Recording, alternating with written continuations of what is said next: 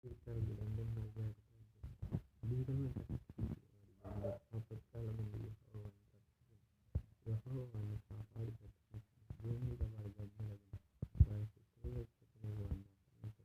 రోగశయ్యల మీద యెహోవా వారిని ఆదరించాడు. రోగం కలగగా నీవే వారిని స్వస్థపరచావు.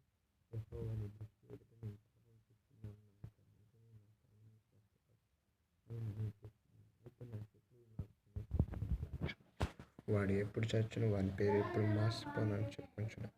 ఒకడు నన్ను చూడవచ్చిన లేదా వాడు అబద్ధమను, వాని హృదయం పాపం పోగు చేసుకొంచును.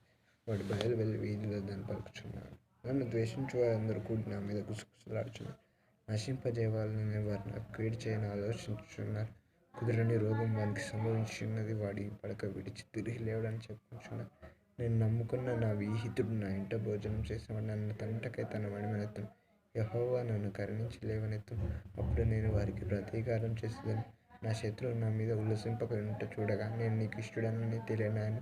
నా యథార్థతను బట్టి నీవు నన్ను ఉద్ధరించుచున్నావు. నీ సన్నిధిని నిత్యం నన్ను నిలబెట్టుదువు.